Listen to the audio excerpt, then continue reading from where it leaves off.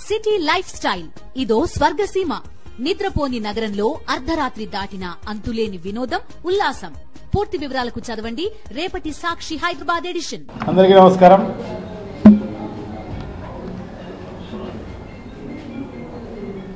రాయలసీమ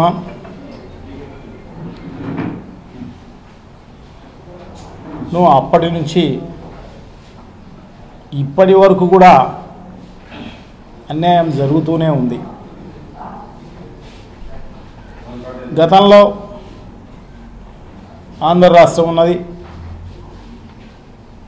కర్నూలు రాజధానిగా ఉన్నది. దాన్ని శ్రీబాగ్ ఒడంబడిక ప్రకారం హైదరాబాదుకు తరలిస్తూ హైకోర్టును కర్నూలులో పెట్టాలా అని చెప్పేసి పెద్ద మనుషులు తీర్మానం చేయడం జరిగింది. చేసినా కూడా హైకోర్టును రాయలసీమలో పెట్టలేదు. అట్లాగే రాయలసీమకు సంబంధించి ఇండస్ట్రీస్ కానీ ఇంకోటి కానీ ఏ రకంగా కూడా అభివృద్ధి చేసిన పరిస్థితి గతంలో లేదు. ఎందుకంటే బాగా వెనకబడిన ప్రాంతం, ఖచ్చితంగా చేయాల్సిన అవసరం ఉంది అని చెప్పేసి అందరు పాలకులు విస్మరించిన వైఎస్ రాజశేఖర రెడ్డి గారి టైంలోనూ, మొన్న జగన్మోహన్ రెడ్డి గారి ప్రభుత్వంలోనూ మేలు జరిగింది తప్ప ఎప్పుడు కూడా అన్యాయమే జరిగింది.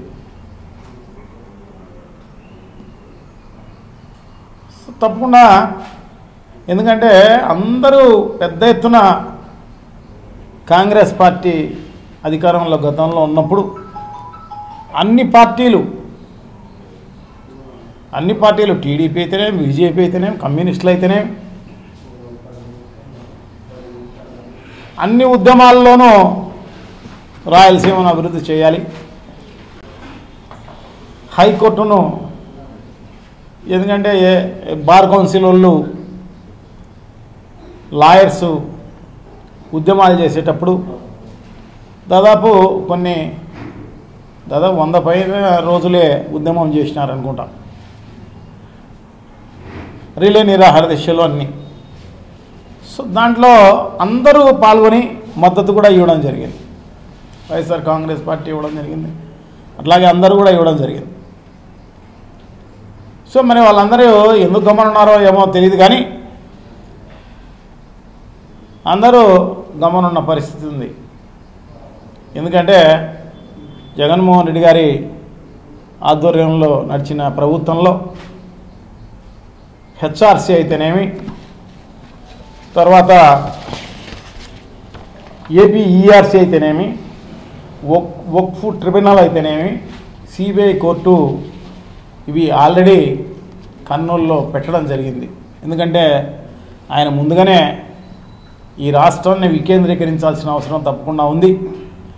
భవిష్యత్తులో ఎప్పుడూ కూడా ఉద్యమాలు వచ్చి విడిపోయే కార్యక్రమం ఎప్పుడు జరగకూడదు. ప్రాంతీయ సమతౌల్యాన్ని పాటించాల్సిన అవసరం తప్పకుండా ఉంది అన్న ఉద్దేశంతో జగన్మోహన్ రెడ్డి గారు 3 రాజధానుల పేరుతోటి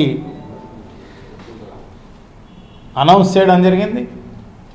దాని ప్రకారం ఇంప్లిమెంట్ చేసే దిశలో కర్నూలులో హైకోర్టును పెట్టే కార్యక్రమంలో భాగంగానే అక్కడ ఇవన్నీ కూడా హెచ్ఆర్సీ అయితేనేమి, ఏపీఈఆర్సీ అయితేనేమి, వక్ఫ్ ట్రిబ్యునల్ అయితేనేమి, సిబిఐ కోర్టు అయితేనేమి, ఇవన్నీ కూడా అక్కడ ఎస్టాబ్లిష్ చేసే కార్యక్రమం చేయడం జరిగింది. భూములు కేటాయించడం జరిగింది. అక్కడంతా కూడా దాదాపు కొన్ని 100 కోట్ల రూపాయలు అక్కడ ఖర్చు పెట్టి ఎస్టాబ్లిష్ చేయడం జరిగింది. దానిలో ఎందుకంటే లా యూనివర్సిటీ కూడా అక్కడికే, రెండో యూనివర్సిటీ, ఒకటి వైజాగ్లో ఇప్పుడే నేషనల్ లా యూనివర్సిటీ అనేది ఉంది. సో దాన్ని కర్నూలులో పెట్టాలి అన్న ఉద్దేశంతో రెండో లా యూనివర్సిటీ దేశంలో ఎక్కడా లేదు. ఒకటే లా యూనివర్సిటీ, నేషనల్ లా యూనివర్సిటీ ఒకటే ఉంటుంది.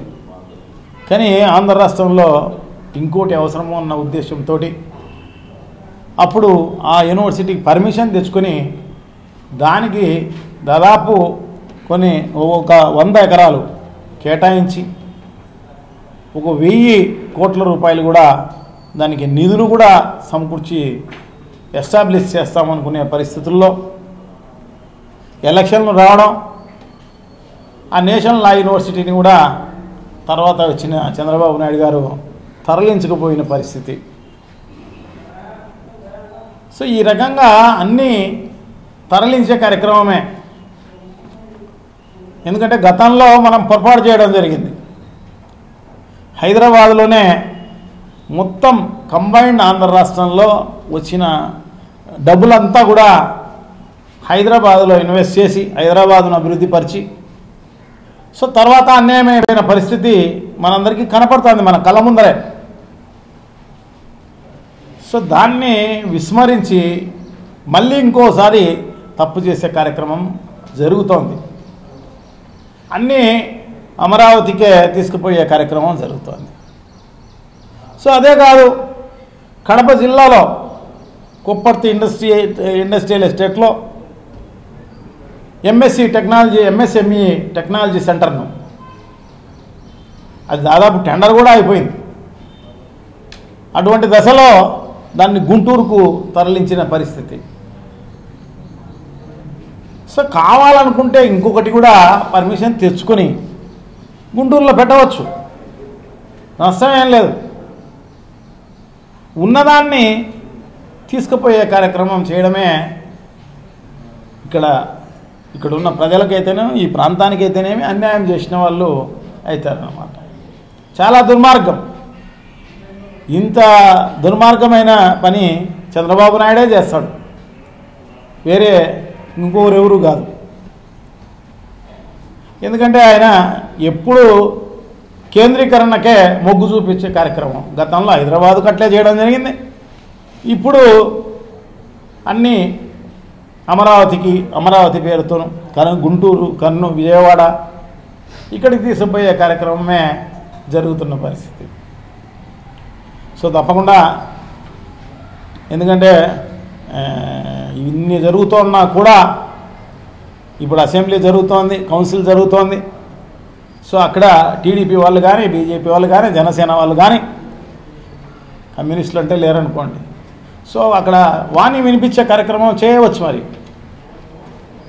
ఇక్కడ అన్యాయం జరుగుతోందని మరి ఎవరు చేయలేదు.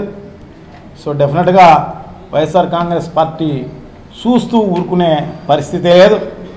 ఖచ్చితంగా దీనిపైన కలిసి వచ్చే వాళ్ళతో కలిసి ఉద్యమించే కార్యక్రమం తప్పకుండా చేస్తాము అని చెప్పేసి మేమైతే గట్టిగా చెప్తున్నాం. ఒక ప్రతిపక్ష పార్టీగా డెఫినెట్గా మా రోల్ మేము నిర్వహించే కార్యక్రమం చేస్తాం. రాయలసీమకు అన్యాయం జరుగుతుంటే చూసే కార్యక్రమం ఎప్పుడు చేయము అని చెప్పి తెలియజేసుకుంటూ, సో డెఫినెట్గా ఈ దుర్మార్గమైన పరిపాలనకు ప్రజలందరూ గమనిస్తూనే ఉన్నారు.